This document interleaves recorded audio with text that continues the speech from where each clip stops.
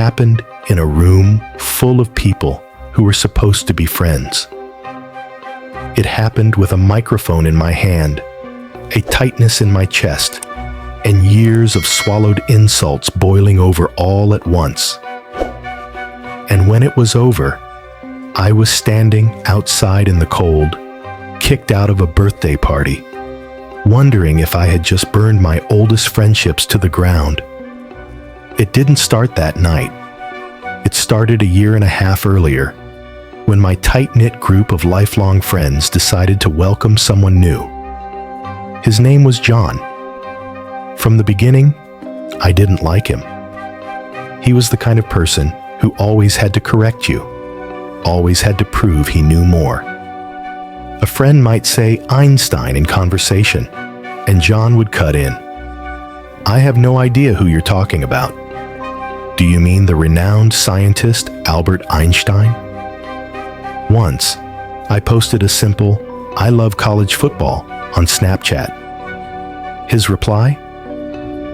"It's called gridiron, you moron." I didn't understand how my friends, guys I'd known since we were kids, so quickly embraced him. I kept my distance. Then came that night, about 6 months ago. A casual get-together, drinks flowing, new faces around. A couple of women asked me what I did for a living. I told them proudly, "I'm a biomedical engineer." For some reason, that set John off. What followed was an hour-long drunken tirade about how I was just a drone in a rat race, how I lacked creativity, how I was like every other person, trudging through life without any spark. He passed out eventually, but not before planting a seed, a running joke in the group, with me as the punchline. From that night on, every time I mentioned my work, John would start in. He called me Drone so often it became my name in his mouth. I told him to stop, more than once, but he wouldn't. He'd wave it off, tell me engineering was easy, that any monkey with a brain could do it. One night, I told him to shut up, and he smirked. "What are you going to do? Fight me? I dare you to swing." I didn't. I wasn't going to fight him, but somehow that made it worse. Suddenly, the nickname expanded. Pussy. It stuck. My friends laughed. I felt smaller each time. In the past few months, a couple of my Reddit posts made it to the front page. Harmless fun. My friends teased me. Famous now, but John bristled. "His posts suck," he'd say. "They're not even funny. Reddit's just full of clickbait garbage now, and idiots who can't appreciate real talent." And what was John's real talent? Photography, according to him. In reality, he worked as a barista at Starbucks. He'd started out years ago as a kid with a DSLR and a Facebook page full of mediocre shots. Over time, he'd gotten slightly better. But even now, I'd give him a 5 out of 10.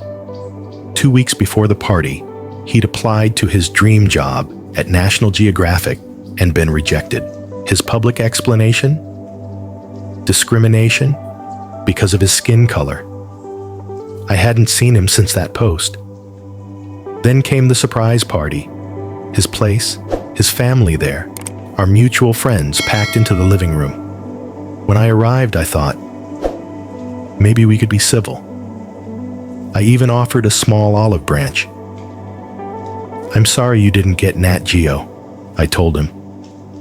He looked me dead in the eye and sneered. "I'd rather eat my own shit than be a drone like you. What I'm doing is real art, something your robot brain will never understand. Not now, not in the future. I actually feel sorry for you." He said it in front of everyone, in front of the woman I'd brought with me. She was so angry, she left, telling me to make an excuse for her. And that was the moment something in me broke. Later that night, they passed around a microphone so people could share their favorite memory with John. The room was warm, full of laughter and nostalgia. When the mic came to me, I didn't see the room anymore. I saw every insult, every time he'd cut me down while my friend stood by. I heard him in my head, calling me a drone, a pussy, a worthless cog. I took the mic, and my voice was steady. "Well, John," I said, "your pictures suck. No wonder Nat Geo rejected you. You're a 27-year-old barista with no college degree, living off your parents, taking worse pictures than any jackass with an iPhone. You're not going to amount to anything in life, so just..." That's as far as I got. His dad ripped the mic out of my hands and shoved me. John came at me, but people held him back. "Get him out of here," someone said. And just like that, I was on the sidewalk, my breath steaming in the night air, my ears still ringing. Since then, silence. No calls, no texts. The group chat's gone dead. John blocked me on every platform, but apparently found time to post a roast about me online. The rest of them? Nothing. No one's reached out, and I keep asking myself, should I apologize? Part of me knows John is an asshole, but part of me also knows that was his party, his home, his family watching. And I chose that moment to unload every truth I'd been holding back. So, am I the asshole? There's a truth about friendship people don't like to admit. Sometimes, the people we've known the longest aren't the ones who will stand up for us when it matters. Sometimes, they'll stand by while someone new tears you down, because it's easier to laugh along than to confront the tension. And then there's the other truth. Anger doesn't care about timing. It builds quietly, stacking moment on moment until the weight tips and it all comes crashing out in one ugly, irreversible scene. In this story, there's no perfect hero. There's just one man who's been pushed for months and finally snapped, and another man so wrapped in his own insecurity, he made someone else the target of his cruelty. So here's the question I'll leave with you. When someone has been pushing your buttons for months, maybe years, is there ever a right time to finally push back?